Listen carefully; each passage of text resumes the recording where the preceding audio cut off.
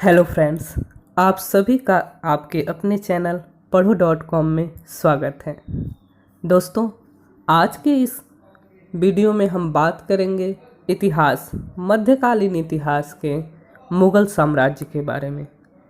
मुग़ल साम्राज्य एक ऐसा साम्राज्य है जिसके बारे में सभी लोग जानते होंगे, लेकिन आज हम मुग़ल साम्राज्य की नींव के बारे में बात करेंगे। मुग़ल साम्राज्य की नींव कहाँ से पड़ी, उसका संस्थापक कौन था, उसके साम्राज्य की स्थापना कैसे हुई, बाबर के बारे में बात करेंगे कि बाबर भारत कैसे आया, बाबर का प्रारंभिक जीवन कैसा था। तो इसी विषय में आज हम चर्चा करेंगे। लेकिन उससे पहले अब तक आपने हमारे चैनल को सब्सक्राइब नहीं किया है तो सब्सक्राइब ज़रूर करिए और बेल आइकन को भी ज़रूर प्रेस करिए ताकि हमारा हर वीडियो सबसे पहले मिले आपको। तो चलिए शुरू करते हैं एक नया सफ़र पढ़ो.com के संग। दोस्तों, मुग़ल साम्राज्य एक बहुत ही विस्तृत साम्राज्य था जिसकी स्थापना बाबर ने सन 1526 ईस्वी में की थी। बाबर ने सन 1526 ईस्वी में पानीपत के युद्ध में इब्राहिम लोदी को पराजित करके इस नए राजवंश मुग़ल साम्राज्य की स्थापना की थी। तो आज हम बात करेंगे बाबर के प्रारंभिक जीवन के बारे में कि बाबर का प्रारंभिक जीवन कैसा था और उसने कैसे भारत की ओर अपना कदम बढ़ाया। बाबर का जन्म 24 जनवरी सन 1483 ईस्वी को फरगना में हुआ था। बाबर मुग़ल नहीं था किंतु तैमूर का वंशज चगताई तुर्क था, यानी बाबर तुर्क था। वह पितृकुल के 5वीं पीढ़ी से उत्पन्न हुआ था। उसकी माँ कुतलुग निगार खानम प्रसिद्ध विजयी मंगोल चंगेज खां के वंश की थी। बाबर का पिता उमर शेख मिर्ज़ा फरगना के एक छोटे से राज्य का शासक था जो अब रूसी तुर्किस्तान का करीब 50,000 वर्ग मील का एक छोटा सा सूबा था। सन 1494 में अपने पिता की मृत्यु के बाद बाबर फरगना की गद्दी पर बैठा। उस समय उसकी अवस्था 12 वर्ष थी। उसकी आरंभिक शिक्षा निसंदेह बहुत ही अच्छा हुआ, किंतु उसके बाद विद्या अध्ययनस्त का अवसर ही नहीं मिला, उसे पढ़ने का अवसर ही नहीं मिला। अतः छोटी सी अवस्था में उसने तुर्की और फारसी भाषाओं का पूरा ज्ञान प्राप्त कर लिया था। उसे वह आसानी से बोल और सीख सकता था। इस प्रकार बाबर की प्रारंभिक शिक्षा हुई और उसे बचपन में ही 12 वर्ष में ही उसे गद्दी पर बैठना पड़ा। अब हम बात करेंगे बाबर के प्रारंभिक कठिनाइयों के बारे में कि उसको गद्दी पर बैठने में क्या क्या कठिनाई आई और उसके बाद क्या कठिनाई आई। फरगना का यह अल्प वयस्क शासक चारों ओर से प्रबल शत्रुओं से घिरा हुआ था।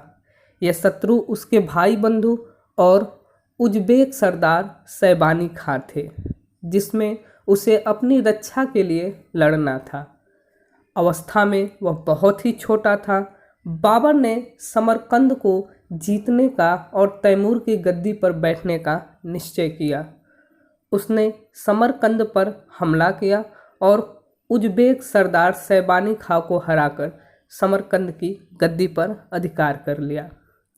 किंतु इसी बीच उसे फरगना लौट पड़ना से उसे एक षड्यंत्र की सूचना मिली जिसका उद्देश्य उसकी पैतृक राज्य छीन लेना था।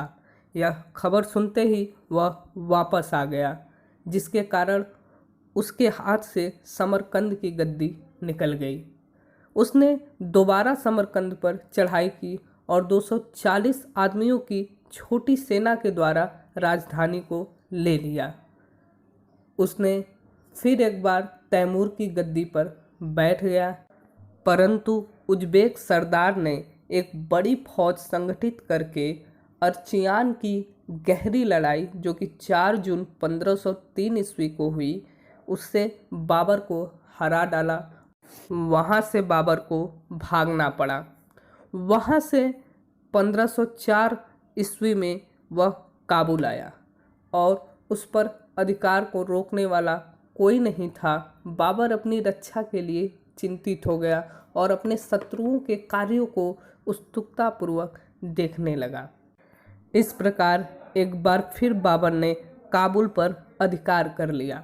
काबुल पर अच्छी तरह अधिकार जमा लेने के बाद बाबर फिर समरकंद जीतने का प्रयास किया और इस्माइल की सहायता से वह उज़्बेकों के विरुद्ध बढ़ा और बाबर का नाम ही जादू का काम किया और उसने वहाँ समरकंद को जीतकर 1511 ईस्वी में उस पर 9 महीने के बाद फिर एक बार अधिकार जमा लिया। परंतु ऐसा लगता था कि तैमूर का सिंहासन पर बैठना बाबर के भाग्य में नहीं था। बाबर के भाग्य में कुछ और ही था। इस प्रकार फिर दोबारा शैबानी खां के पुत्र के अधीनस्थ उज़्बेकों के विरुद्ध 1512 ईस्वी में एक युद्ध लड़ना पड़ा और जिसमें बाबर की पूर्णतः पराजय हुई और इस प्रकार वह युद्ध में अपराजित हुआ। इस युद्ध में उसका सेनापति लड़ाई में मारा गया। बाबर को बड़ी कठिनाई का सामना करना पड़ा और वह काबुल लौट आया। उसने देखा कि पश्चिम में सफलता प्राप्त करना उसके लिए असंभव सा था, इसलिए उसने पूर्व में अपना भाग्य आजमाने का इरादा किया। अब हम बात करेंगे कि बाबर की नज़र भारत की तरफ कैसे पड़ी। भारत पर बाबर के प्रारंभिक आक्रमण के बारे में बात करेंगे तो भारत पर अपने अंतिम तथा प्रसिद्ध आक्रमण से पहले बाबर ने भारतीय सीमा पार करके कई छोटे मोटे आक्रमण किए, जिनमें उसने बजौर के किले पर हमला किया। किले की सेना ने रक्षा में बड़ी वीरता दिखाई, लेकिन वह बाबर के सामने हार गई।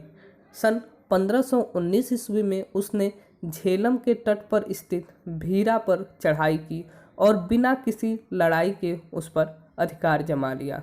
वहाँ के निवासियों के साथ दया का बर्ताव हुआ और जिन सिपाहियों ने अत्याचार किया वो मार दिए गए।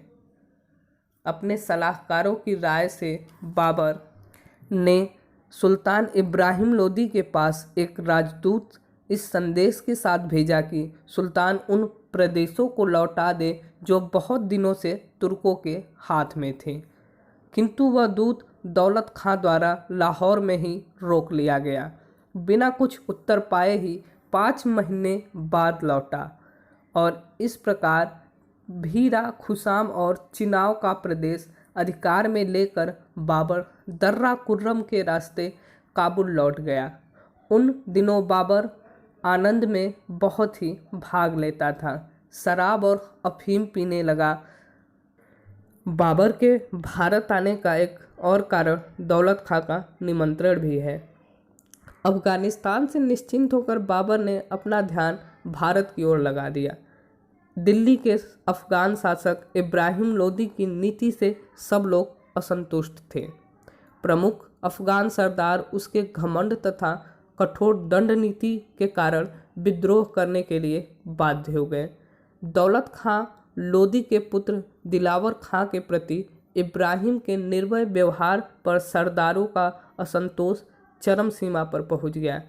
उसके इस व्यवहार से चिढ़कर दौलत खां ने अपने पुत्र को भारत पर चढ़ाई के लिए बाबर को निमंत्रित करने के लिए काबुल भेजा। इस प्रकार वह काबुल से 1524 ईस्वी में रवाना होकर लाहौर पर हमला किया और अफगान को हराकर ए नगर पर अधिकार कर लिया। किंतु दौलत खां ने, जो अब फिर राजभक्त बन गया था, बाबर के इन कार्यों का समर्थन नहीं किया।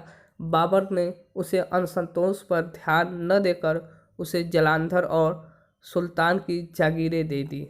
इस प्रकार यह कार्य कर कर बाबर फिर काबुल लौट गया। दूसरा एक कारण राणा सांगा का निमंत्रण। इसी समय इन्हीं दिनों राणा सांगा ने भी भारत पर चढ़ाई करने के लिए बाबर को बुला भेजा। बाबर ने राणा सांगा को इस अवसर पर प्रतिज्ञा पालन न करने का दोष दिया।